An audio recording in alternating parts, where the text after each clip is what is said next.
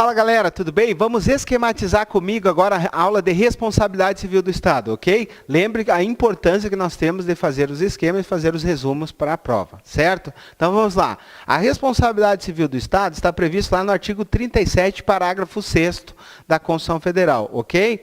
Ela é também chamada a responsabilidade extracontratual do Estado, certo?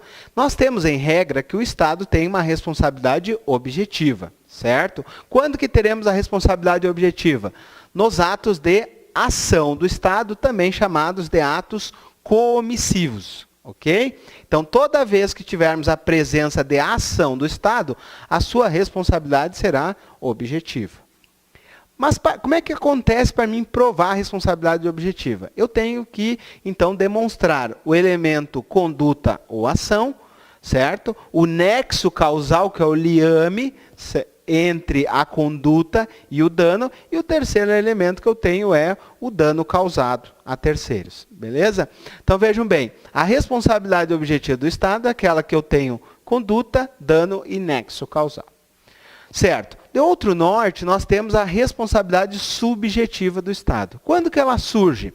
A responsabilidade subjetiva do Estado, ela surge nos atos de omissão. Certo? Sempre que, quando tivermos a presença de uma omissão do Estado, quando ele tinha um dever de agir e não atuou, nós teremos a chamada culpa da administração. E como é que acontece essa responsabilidade subjetiva? Nós temos a presença, então, de uma conduta omissiva por parte do Estado, nós temos um nexo causal entre essa conduta omissiva e o dano que irá acontecer, mas ainda é necessário demonstrar o elemento dolo ou culpa. Certo? Vamos lá então.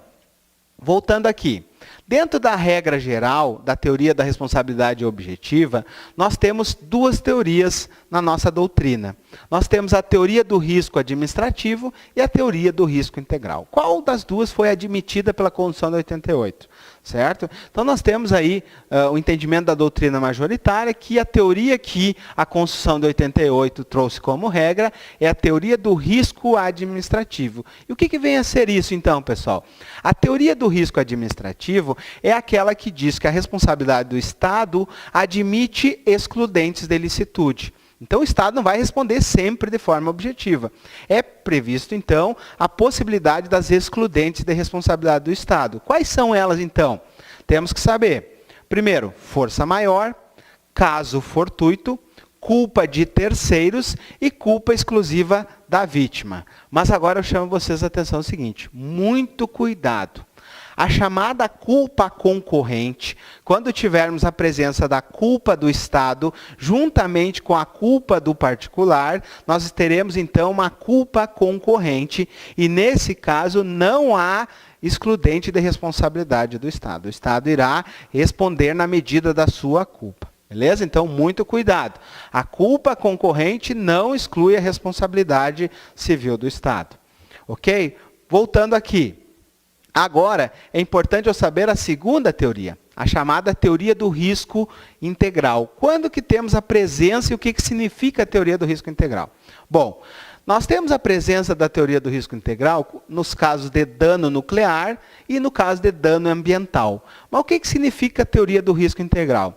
Significa que o Estado irá responder quando acontecer esse tipo de dano e não vai ser aceito nenhum tipo de excludente. Então, não se admite as excludentes de responsabilidade no caso da teoria do risco integral. Então, eu vejo que não é sempre que eu terei essa teoria, somente nos casos mais graves aí trazidos pela doutrina. Certo? Voltando então, agora precisamos aprofundar um pouquinho mais sobre a responsabilidade civil do Estado, a chamada responsabilidade subjetiva. Nós teremos então a presença da responsabilidade subjetiva nos casos de omissão, certo?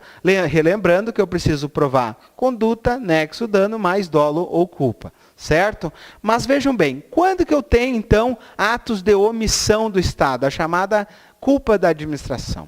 Eu posso ter, então, omissão relacionada a fatos da natureza ou omissões relacionadas a fato de terceiros. Importante eu saber que em ambas as situações de omissão, o Estado somente será responsabilizado quando houver um dever de agir por parte desse e esse não o fizer.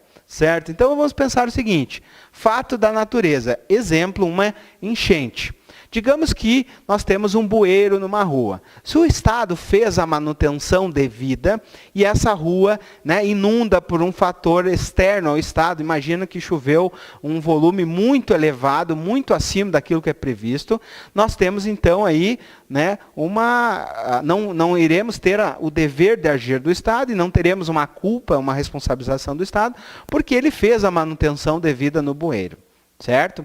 Diferente, por exemplo, quando ele tinha o dever de agir e não agiu. Imagina que esse mesmo bueiro não é feita a manutenção devida, e aí vem uma pequena chuva e isso inunda e causa danos a uma família, uma casa, etc. e tal. Nós temos aí, então, uma culpa do Estado, porque ele tinha o dever de agir e não agiu. Outro exemplo, né, que nós temos aí, de fato da natureza, imagine que uma rua onde uma chuva abre um determinado buraco na rua e a administração pública não faz nada. E aí uma pessoa vem e sofre um acidente nesse buraco, certo? Então, havia um dever de agir por parte do Estado, que não fez a manutenção da via, e isso trouxe, então, um dano a terceiros. Beleza? Agora, importante saber também que existem omissões que têm fato de terceiros. Imagine, exemplo, uma multidão. Uma multidão se reúne em determinado local da cidade, né, previamente já avisada à sociedade, inclusive à administração pública, e esta não, né, disponibiliza o número suficiente de policiais para aquele local. E aí essa multidão causa danos, por exemplo, aos comerciantes daquele local. Nós temos aí um dever de agir do Estado que foi omisso na sua atuação e veio a causar um dano a terceiros. Ok? Mas mais importante do fato causado por terceiros é justamente nos casos de custódia. Então, muito cuidado, muitas questões de prova abordam a situação da custódia. O que vem a ser custódia? Custódia é quando nós temos alguém sob responsabilidade do Estado. Exemplo, presos, exemplo, criança na escola. Então, vamos pegar um exemplo dos presos. Imagina que nós temos 2 presos numa cela e um preso vem a matar o outro preso. Certo? Então vejam bem, é um terceiro causando lesão a outro terceiro, mas o Estado vai ser responsabilizado porque, nesse caso, ele tinha os 2 presos sob sua custódia. E, nesse caso, a responsabilidade, então, é agravada. Nós temos aqui a chamada responsabilidade objetiva. Eu não preciso mais demonstrar o dolo ou a culpa da administração pública. Baste que eu demonstre, então, a responsabilidade objetiva, conduta, nexo e dano causal. Certo? Nós temos também custódia no exemplo dos alunos dentro de uma escola pública. 2 alunos, um agride o outro, a responsabilidade é do Estado. Certo? Mas e os agentes? Como que fica a situação da responsabilidade dos agentes públicos? Os agentes públicos, eles irão responder numa ação regressiva. Então, primeiramente, a administração pública irá sofrer uma ação da responsabilidade, vindo a ser condenada, cabe a ela, então, ingressar com uma ação regressiva contra o seu agente. Certo? Mas sempre ela vai poder fazer isso? Não. É necessário, então, que ela demonstre o dolo ou a culpa. Nós temos na ação regressiva, então, a chamada responsabilidade subjetiva, que eu preciso provar o elemento subjetivo, dolo ou culpa. Beleza? Então, lembrem bem. Em regra, o Estado responde de forma objetiva nas suas ações. Quando temos omissão, o Estado responde de forma subjetiva. Contudo, quando temos custódia, passa a ser responsabilidade objetiva, mesmo que seja uma omissão. E a ação regressiva contra os seus agentes também vai ser subjetiva, certo? Por fim, é importante eu lembrar quando nós falamos de organização da administração pública. Certo? Vocês vão ler o artigo 37, parágrafo 6º, ele diz assim: as pessoas jurídicas de direito público e as pessoas jurídicas de direito privado prestadoras de serviço público responderão pelos danos causados pelos seus agentes nessa qualidade a terceiros, cabendo depois uma ação regressiva em caso de dolo ou culpa nos seus agentes. Vejam bem, nós temos então as pessoas jurídicas de direito público e as pessoas jurídicas de direito privado prestadoras de serviço público, como regra, uma responsabilidade objetiva. Certo? Então vamos agora relembrar o que são as pessoas jurídicas. Uma pessoa jurídica de direito público, em primeiro lugar, a administração direta. E dentro da administração direta, temos pessoas jurídicas de direito público? Claro que sim, vamos lá. Nós temos aqui, dentro da pessoa jurídica de direito público, nós temos as autarquias e as fundações públicas de direito público, tá? Certo? Respondendo de forma objetiva. Além disso, nós temos as pessoas jurídicas de direito privado que prestam serviços públicos.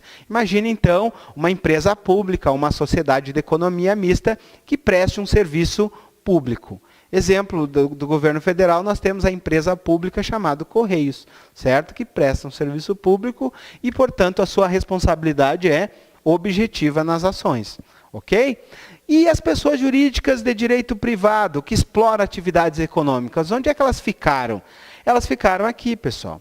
As pessoas jurídicas de direito privado que exploram atividades econômicas, nós temos uma responsabilidade subjetiva, mesmo que seja uma ação. Então, tanto na ação quanto na omissão dessas pessoas jurídicas aqui, nós temos a regra do direito privado.